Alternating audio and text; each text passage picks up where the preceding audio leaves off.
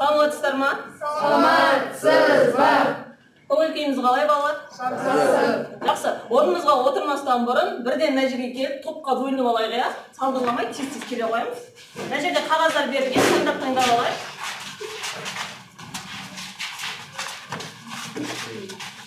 Тез-тез топқа отыра қояйық.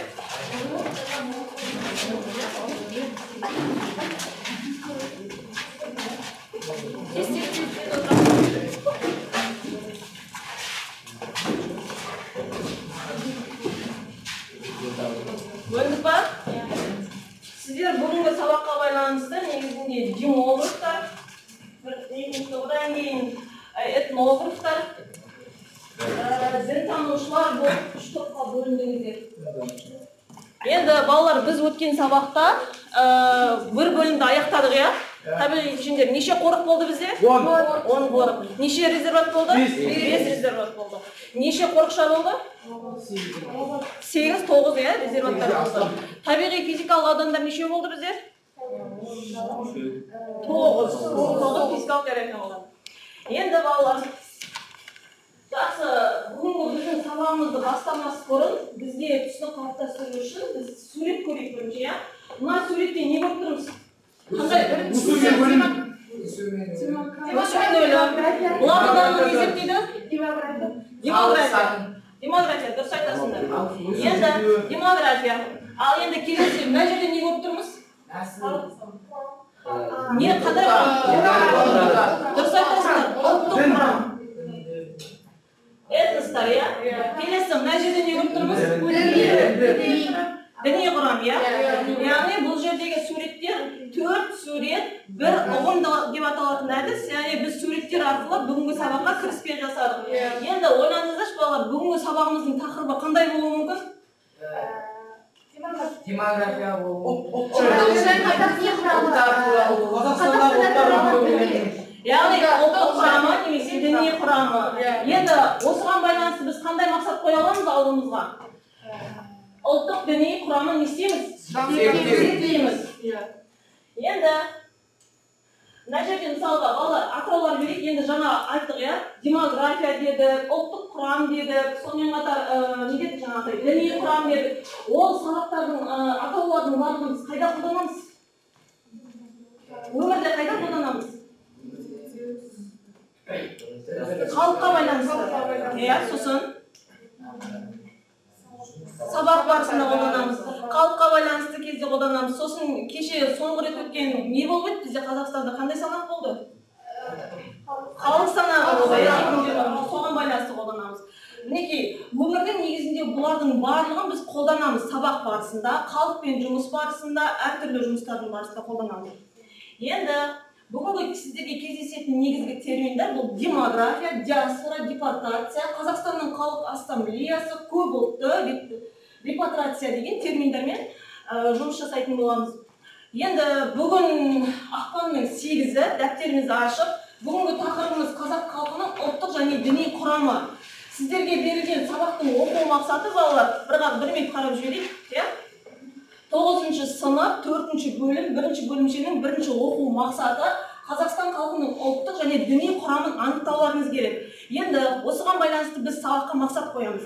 Біздің сабағымыздың соңында біз білуіміз керек Қазақстан халқының ұлттық діни құрамын анықтап, олардың таралу аймағын зерттеуіміз керек, иә? Түсінікті ғой? Бүгінгі күнді жазайық, тақырыпты жазайық.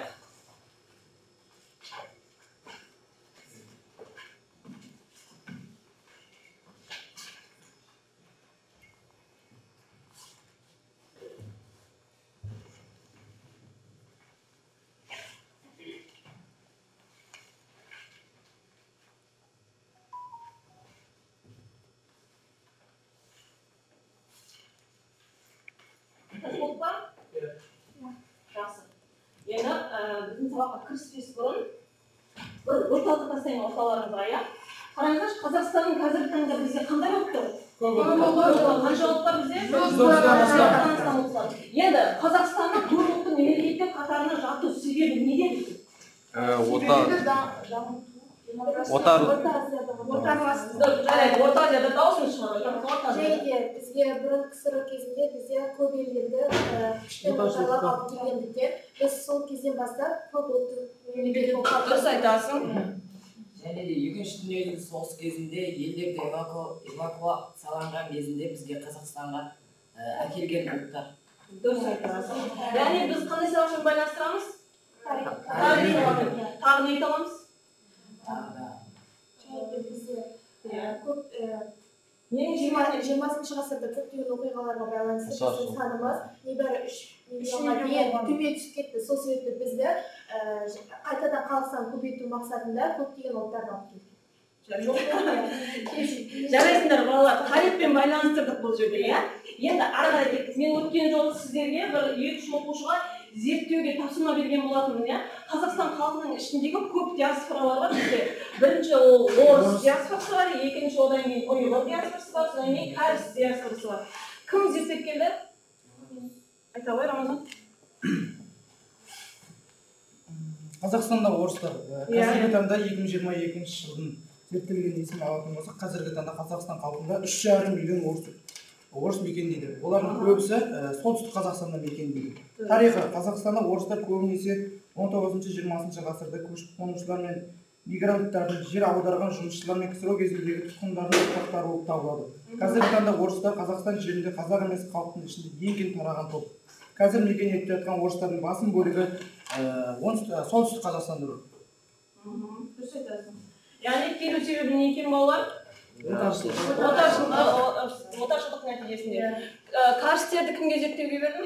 Айта ғой, мен үшін келген екен, қазір қайда екен, қанша екен саны? 1939 жылы депортация салдарынан елімізге 96.453 корей күштеп көшірілген болатын. Қазіргі таңда Қызылорда облысы, Қарақалық облысы аудандарында өмір сүреді. Және де қазір көбіне таралған Қазақстанда, Қарағандыда 14.097 адам, яғни кәрістер сол жақта мекендейді. Және де бізде жалпы кәрістер өз жерлері Кореядан басқа 7 миллион адам басқа жерлерде мекендейді екен. Қазақстанда 2009 жыл халық санағына байланысты мәлімет бойынша Қазақстанда 103.952 адам бар екен кәрістер. Және де ол 1,152% құрайды. Әдемі зерттеген екенсің. Айдар, рахмет. Тағы кімге зерттеуге бердің? Ағарс. Маған берілген зерттеулердің бірі ол белорустар.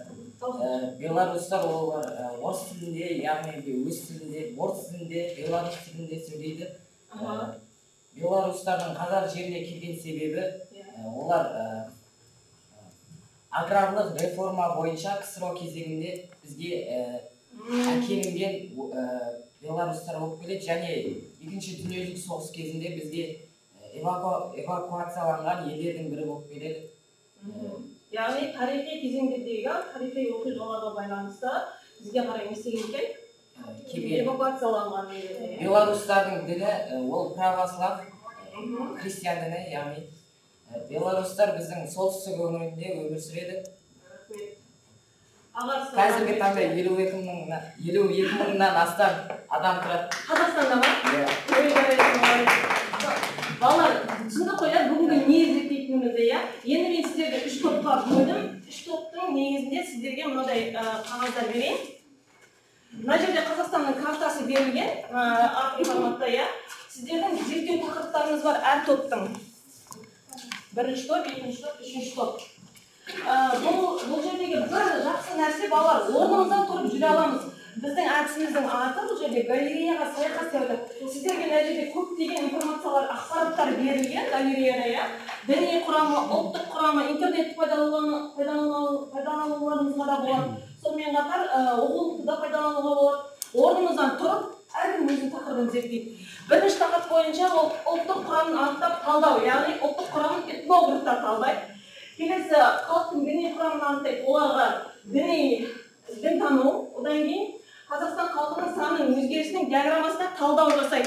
Мен диаграмманы беремін, бұны демографтар талдайды. Орнымыздан кетіп бастаймыз. Орныңыздан тұрып зерттеулеріңізге болады. Мұнда біз 19 миллион шамасында халық саны.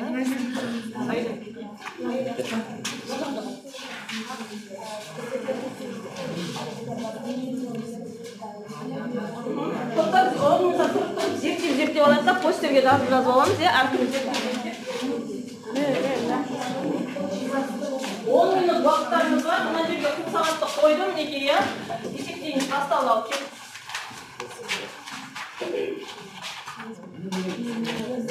Бeni ана жақта, ұлттық құрам мына жақта. Бeni ана жақта. Ұлттық құрам мына жерде.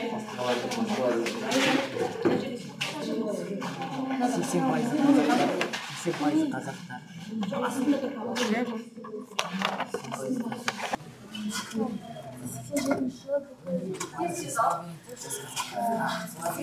Каналның мәлімет бойынша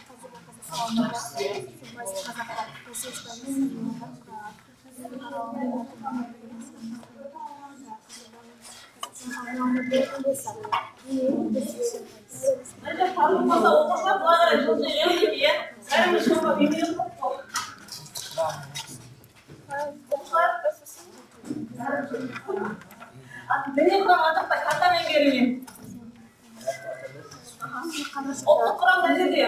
Бәріміз ұлттық құрам бар? Иә.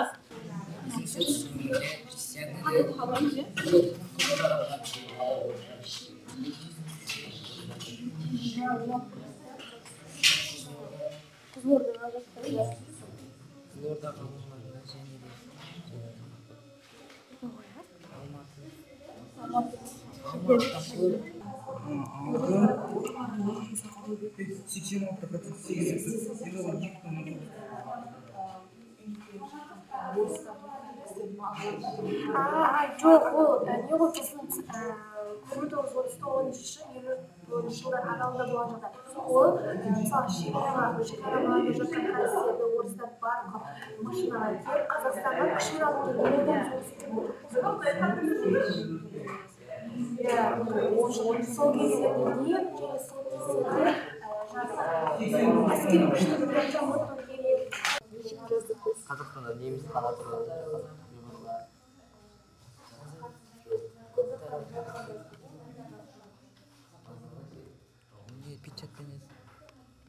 Буддизм Қызылорда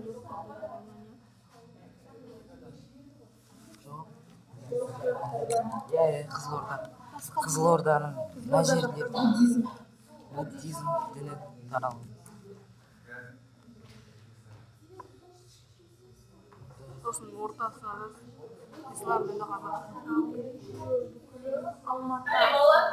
1, 2, 3. Жұмысты аяқтаймыз. Ағамыз. Кеттік. Топтар бір-біріне сыйластықты ашайық. Топтардың бір-бірінің жұмысын қарайық. Кеттік қараймыз ал. Бірінші топтар қай топты айтып бастай берейік. Айта берейік Айдан. Айдан тобы ма әлде кім? Дінтанушылар ма? Дінтанушылар бастай қойыңыздар. Сенің Қазақстандағы дін өкілдері. Бізде ең негізгісі 3 дін өкілдері бар, ол ислам діні, буддизм, сосын христиан діні. Бізде ислам діні жалпы Қазақстан Республикасынан жалпы таралған. Ал бізде христиан діні Қостанай, Ақмола, Солтүстік Қазақстан, Павлодар облыстарында кеңінен таралған. Ал буддизм болса бізде Қызылорда облысында, Алматы облысы, сосын орталық Қазақстанда таралған. Басқа діни өкілдер бізде басқа дін өкілдері Алматы қалаларында көбірек таралған.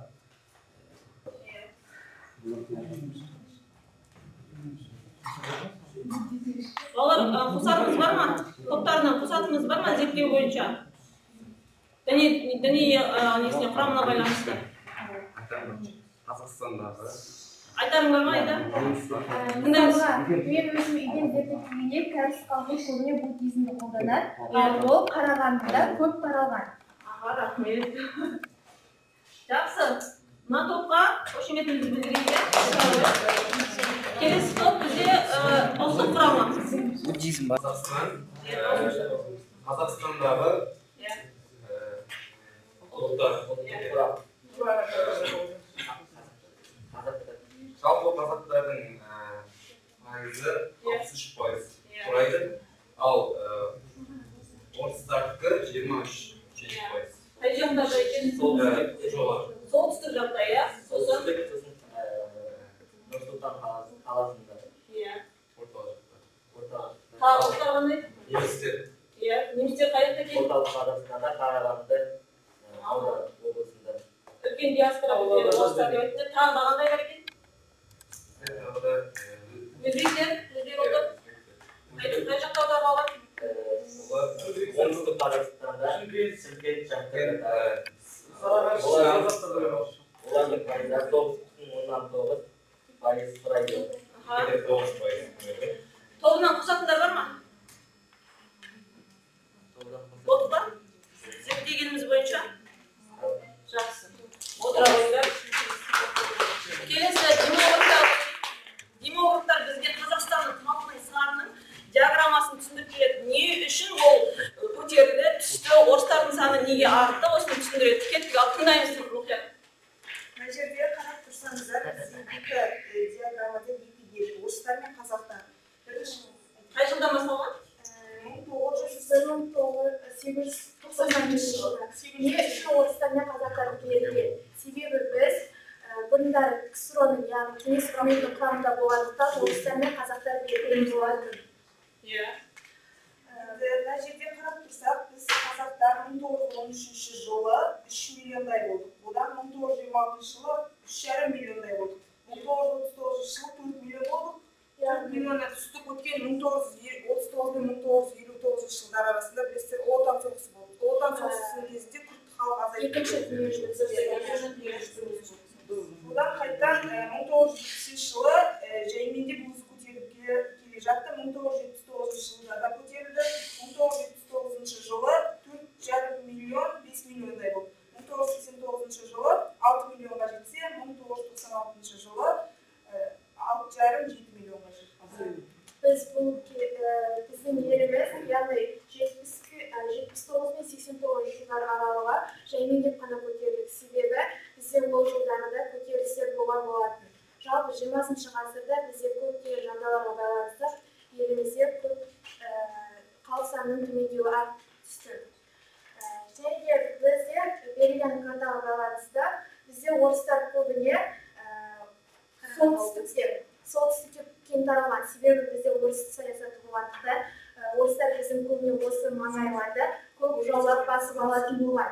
Қазіргі күннің өзінде бізде ол жақта орыстар көп болғандықтан Мысалы, Павлодарда біздің қазақтардан гөрі орыстардан гөрі Орыстар көп таралған екен. Сонымен диаграммаға келетін болсақ, енді орыстар мен қазақтардың саны аз, ал орыстардың саны неге көп екен? өйткені бізде және де тағы да айта кететін жай, біздің санымыздың көп төмен түсуіне бізде болған жаңа айтып өткендей көтерілістер себепші болды, ал біз қалай көбейдік? Мысалға бізге 39 жылдардан кейін біздің санымыз небәрі бағана айтып өткендей 3 миллионға ғана жеткен болатын. Біз тым аз болғандықтан бізге Ресей үкіметі көптеген халықтарды күштеп алып келген болатын. Біз тарих пәнінен өткен кезде бізге ағайымыз шекаралас елдердегі адамдарды тіпті үйінен ұйықтап жатқан жермен көлікке салып Қазақстанға күшпен алып келген болатын. Сол кездерде қазақтар көптеген ұлттарға көмек қолын созғандықтан олар біздің елімізге өз еріктерімен көшіп келді. Және де Семей үкіметіне Ресей бізге қалай көптеген ұлттарды алып келді.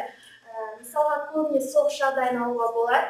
Бізде Семейге, Алматы мен Жамбыл облыстарында соғысқа қарсы оқ-дәрілерді, қару-жарақтарды, ядролық сынақтарды өткізуге тиімді болғандықтан бізге сол қалаларға көптеген адамдарды алып келген болатын. Өте әдемі зерттеген екен, иә? Рахмет. Және бізде жалғыз ол жақтарға ғана емес, осы батыс Қазақстанға да алып келді. Яғни біздің Қызылорданың өзінде бұрын театр өнері болған болатын. Яғни Қазалыда не себепті ол театрды қалай жандандырды, не үшін бізде кәрістер пайда болды? Себебі соғыс кезінде өнердің дамығаны соғыстың бізге солдаттарымызға рух бергендіктен біз өнер дамыған болатын. Сондықтан бізге Қызылорданың өзіне кәрістерді көп алып келген болатын. Соғыс кезінде де өнер болды. Сонымен балалар, біз діни құрамын зерттедік, ұлттық құрамын зерттедік, және де осы Қазақстанның демографиялық графигін талдадық, иә, қалай жүргендігін. Енді сіздерге қазір келесі бойынша сіздерде жұптық жұмыс қазір. Жұптық жұмыс бойынша жұптқа бірге қойыңыздар. Бұл жерде сіздерге күрделендіріп оңтүстік және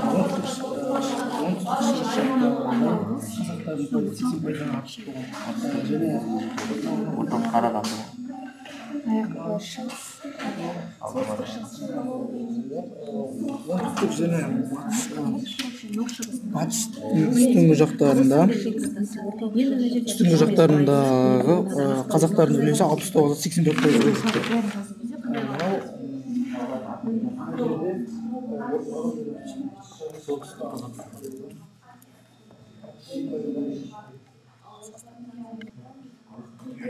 Кәне кімнің жұлы мықты екен? Кімнің жұлықтары күшті қылып талдап тастады екен пейзаның тапсырмасын? Кім айтады? Бізде кім сөйлемеді сабақтың басында? Асхат? Асхат пен Меруерттің жұлы ма? Тезетейік. Бізде Рамазан сөйледі, Перизат. Қане, бізде уақыт болды, әрі тұтынамыз бар.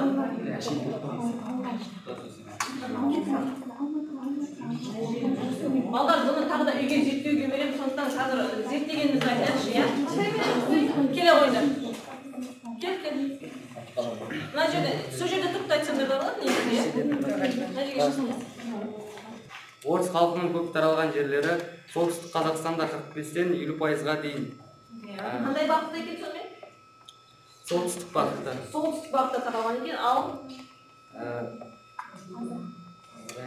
Ақмола, Қостанай, Павлодар, Қарағанды және Шығыс Қазақстан қалаларында 35-тен 44%-ға дейін орташа орыс халқы таралған. Карта бойынша, иә? Бізде орыстар мен қазақтардың арасына бір белдеу сызуға болады. Қандай белдеу сызамыз? Батыс пен оңтүстікті қазақтардың аумағы деуге болады. Орыстардікі солтүстіктен оңтүстікке деп алуға болады. Ал орталық Қазақстанды бізде барлық өзің жүр ғой енді қазақтардың, иә? Таралу картаның сәйкестігі сондай, иә? Дұрыс айтасың. Қазақтар мен орыстардың көп мекендейтін аумағы айта кетсек, қазақтардың көп мекендейтін аумағы Атырау, Маңғыстау, Қызылорда облыстарында 85%-дан артық мекендейді, ал орыстардікі 45%-дан солтүстік Қазақстан облысында көп. Рахмет. Ағаш пен Нұрбақтың жұбы қалай? Жақсы қалдар ма? Асхат келе ғой. Қазақтар көбіне батыс пен оңтүстік шығыста таралған.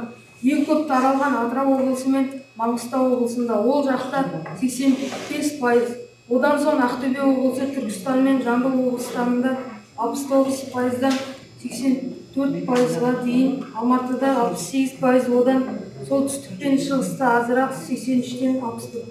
Рахмет. Сізде сондай ма, секші? Орыстар айта ғой. Бағана айтып өткендей, орыстар солтүстік орталық шығыс Қазақстанда кең таралған. Олар көбіне Петропавл өңірінде 45%-дан 50%-ға дейін артқан. Бұл ең жоғарғы пайыз. Яғни орыстардың көп шоғырланған жері Петропавл. Орталық шығыста Қазақстанда 35%-дан 44%-ға дейін таралған аймақ таралған. Аймақтарда 25%-дан 12%-ға дейін таралған. Үшеуміз біріккендіктен мен соңғы қорытынды айтып жіберейін. Картада көрсетілгендей, қазақтар мен орыстардың бірге шоғырланған жері ол орталық Қазақстан және шығыс Қазақстан. Дұрыс айтасың. Мына жерде бізде өте әдемі түйінді сөз айтты, иә. Бағана мен сұраған осылардың бірге араласып тегіс орналасқан жері қандай екен? Орталық Қазақстан мен шығыс Қазақстан. Жарайды, балалар. Енді жақсы. Енді бізге сіздерге мен сілтеме жіберген болатынмын, иә? Телефондарыңызды алып сілтемеге кіріп сұрақтарға жауап бере қояйық.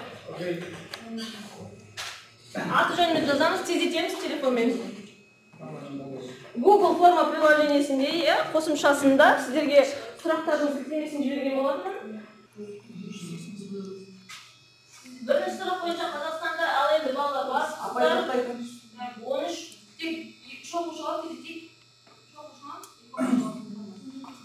3687. Сосын Келесі сұрақ Қазақстанда